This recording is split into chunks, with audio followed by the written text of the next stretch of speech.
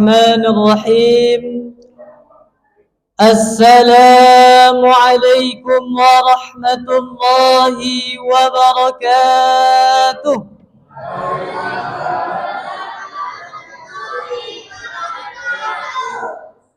Dari jawab salamnya, sepertinya ibu-ibu dan bapak-bapak sudah puasa 16 hari. Masih semangat, Pak? Alhamdulillah. Ibu-ibu masih semangat, Bu? Biar tambah semangat, kita ulangi sekali lagi. Setuju, Bu? Assalamualaikum warahmatullahi wabarakatuh.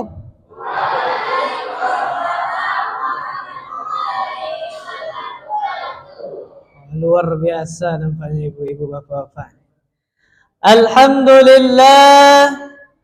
Alhamdulillahilladzi anzala al-Qur'an fi syahri Ramadan. Ashhadu an la ilaha illallah wahdahu la syarika lah. Al-Malikul Haqqul Mubin. وأشهد أن محمدا عبده ورسوله وصفي خلقه أجمعين اللهم صل وسلم وبارك على سيدنا محمد وعلى آله وصحبه وسلم تسليما كثيرا أما بعد. Bapak-bapak jamaah Masjid Amanah, apa kabar pada malam hari ini? Apakah sehat? Alhamdulillah. Ibu-ibu, bagaimana kabarnya pada malam hari ini? Apakah baik? Alhamdulillah. Banyak makan kolak tadi, Bu? Alhamdulillah kalau banyak. Yang sama-sama kita hormati, kita muliakan pengurus Masjid Amanah, Bapak Imam, Bapak Khotib, Bapak Muazzin, ibu-ibu, bapak-bapak yang hadir pada malam hari ini. Semoga niat baik kita, doa-doa kita, apapun yang kita inginkan, Allah kabulkan di bulan suci Ramadan ini, amin. Amin ya rabbal alamin. Bersyukur kita kepada Allah subhanahu wa ta'ala dengan mengucapkan alhamdulillahi rabbil alamin. Bersalawat kita kepada Rasul kita Muhammad sallallahu alaihi wasallam. Allahumma salli ala sayyidina Muhammad وعلى آل سيدنا محمد. السلام عليك يا رسول الله, السلام عليك يا حبيب الله. Apa kata Rasul sallallahu alaihi wasallam? Inna awlan nasi biyaumal qiyamah aktsarahum alayya salatan. Orang yang paling dekat denganku nanti di hari kiamat, orang yang paling utama di hadapanku di hari kiamat nanti siapa? Mereka yang paling banyak bersolawat kepada Rasul sallallahu alaihi wasallam. Kira-kira bapak-bapak ini mau dekat sama istri atau dekat dengan Rasul nanti di hari kiamat? Hah? Dekat dengan Rasul, Pak? Tidak dengan istri? Ibu-ibu gimana, Bu? Mau dekat Rasul atau dekat suami? Dekat Rasul juga, Pak. Insya Allah dekat dengan Rasul, dekat dengan keluarga-keluarga kita. Amin. Amin ya rabbal alamin. Ibu-ibu, bapak-bapak yang dimuliakan oleh Allah subhanahu wa ta'ala, pada malam hari ini tak terasa oleh kita bahwasanya waktu begitu cepat berlalu. Ternyata kita pada saat ini sudah sampai ke malam yang ke-7, malam yang ke-17. Yang mana pada malam hari ini kita akan membahas tentang nuzulul Al-Quran. Apa, Bu? Nuzulul Quran. Nuzul itu apa artinya? Nuzul itu adalah sesuatu yang turun dari atas ke bawah. Dari atas ke bawah. Berarti bapak-bapak yang sering turun ke bawah namanya bapak-bapak bapak nuzul. Ada di sini nama bapak nuzul, Pak? Oh, enggak ada rupanya. Jadi nuzul itu artinya dari atas turun ke bawah. Apa yang dimaksud dengan turun? Turunnya Al-Quran dari Lauhul Mahfuz ke Baitul Izzah, yaitu langit dunia. Yang mana pada saat 17 Ramadan itu Al-Quran diturunkan semuanya. 30 juz langsung turun ke langit dunia. Kemudian barulah Al-Quran itu turun perlahan, turun sesuai keadaan, turun sesuai dengan permasalahan kepada Rasul sallallahu alaihi wasallam. Jadi pada 17 Ramadan itu, pada malam yang keberkahan itu Allah katakan apa? Syahrul Ramadan alladzi unzila fihi al-Qur'an. Allah turunkan Al-Quran di malam itu semuanya. Barulah setelah itu mulai Al-Quran turun perlahan dan perlahan. Kapan Al-Quran itu turun? Waktu itu ketika Rasulullah umurnya mendekati umur 40 tahun. Rasulullah pada saat itu melihat keadaan kota Mekah semakin parah. Orang tak lagi kenal dengan Tuhannya. Orang sudah lupa yang namanya dengan kebaikan. Akhlak tidak lagi bisa dipertanggungjawabkan ketika itu.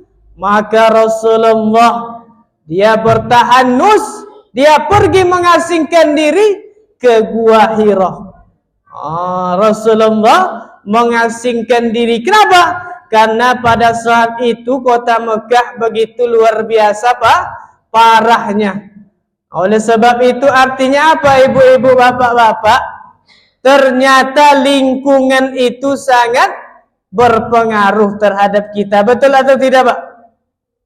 Kalau kita hidup dengan tetangga yang sering membicarakan orang lain, dengan tetangga yang sering mengumpat orang lain, kadang-kadang kita terikut atau tidak, Pak? Kadang-kadang ikut juga, betul, Pak? Apatah lagi kadang ibu-ibu waktu wirid Yasin, tadi tahu enggak ada berita baru katanya. Sini dulu katanya. Suami si Anu itu sudah 6 bulan enggak pulang-pulang katanya. Kira-kira ikut dengar atau tidak, Bu? Bu?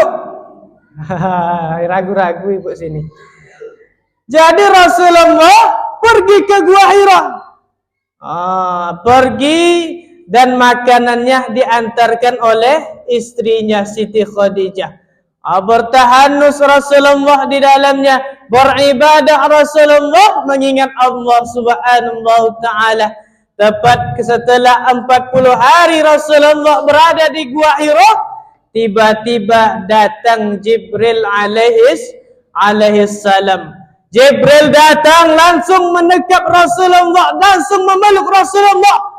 Rasulullah yang ketika itu di dalam gua di malam hari, apa tidak takutnya? Takut yang begitu luar biasa.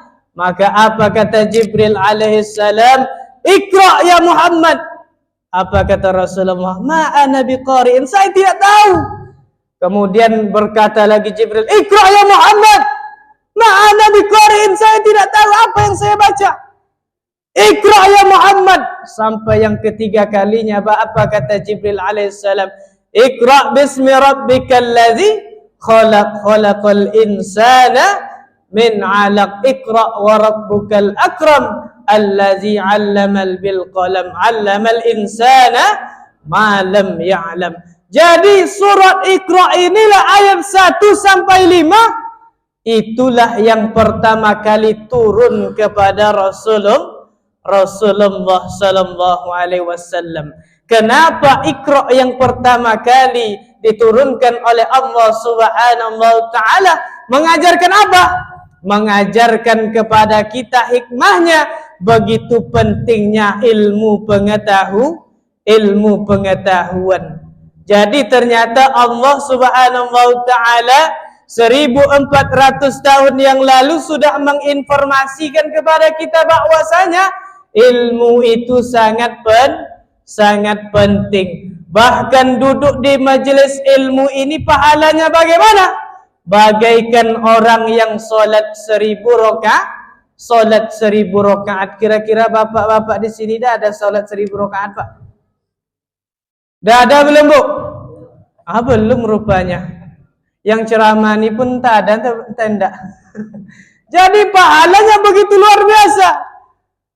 Makanya ibu-ibu, bapak-bapak, walaupun sudah tua misalnya umurnya, walaupun badan sudah lemah, jangan pernah tinggalkan masjid. Jangan pernah tinggalkan belajar. Kemudian apa lagi? Hikmah yang Allah berikan di dalam surah Al-Alaq ayat 1 sampai 5 tadi. Bahwasanya Allah di situ mengajarkan apa? Iqra bismi rabbikal ladzi khalaq. Sebutlah nama Tuhan, sebutlah nama Tuhanmu. Artinya apa? Di dalam dunia ini banyak-banyak berzikir, banyak-banyak menyebut nama Allah Subhanahu wa taala. Ibu-ibu, kira-kira kalau dibanggakan namanya di depan orang lain oleh suaminya senang atau tidak, Bu? Alhamdulillah, istri saya di rumah itu sangat cantik katanya. Belum pernah saya mendapatkan seseorang yang lebih cantik daripada dia. Kira-kira sudah ada atau belum, Bu? Dibilang suami seperti itu? Ragu ibu-ibu. Jadi kalaulah kita bahagia, kita senang dibangga-banggakan oleh orang lain, maka apa tak lagi ketika kita dibangga-banggakan oleh Allah Subhanahu wa taala. Ibu-ibu, bapak-bapak yang dimuliakan oleh Allah Subhanahu wa taala, begitulah kira-kira sejarah singkat Al-Quran itu turun. Ketika Rasulullah berumur 40 tahun, beliau sering menyendiri di Gua Hira. Pada saat bulan suci Ramadan, malaikat Jibril turun membawa surat Al-Alaq ayat 1 sampai 5. Begitulah seterusnya Al-Quran itu turun sesuai dengan permasalahannya. Ketika ada imam pada saat itu, imamnya mabuk. Ketika imam mabuk apa? Dia pula jadi imam. Apa yang dibaca oleh imam? Qul ya ayyuhal kafirun, la a'budu ma ta'budun, wa la antum 'abiduna ma a'bud. ولا أنا عابد ما عبدتم ولا أنتم عابدون ما أعبد ولا أنا عابد ما عبدتم ولا أنتم عابدون ما أعبد. Jamaah pun tak ada yang tahu, tak selesai-selesai. Artinya apa? Setelah itu maka langsung turun ayat yang mengharamkan khamr. Jadi seperti itulah Al-Quran itu turun. Yang pertamanya turun dari langit itu ke Baitul Izzah 30 juz, dan ketika turun kepada Rasulullah sesuai dengan permasalahan mereka pada saat itu. Ibu-ibu, bapak-bapak yang dimuliakan oleh Allah Subhanahu wa taala, itulah sejarah singkat turunnya Al-Quran. Semoga apa yang saya sampaikan pada malam hari ini bisa bermanfaat. Billahi taufiq wal hidayah wa ridha wal inayah. Wassalamualaikum warahmatullahi wabarakatuh.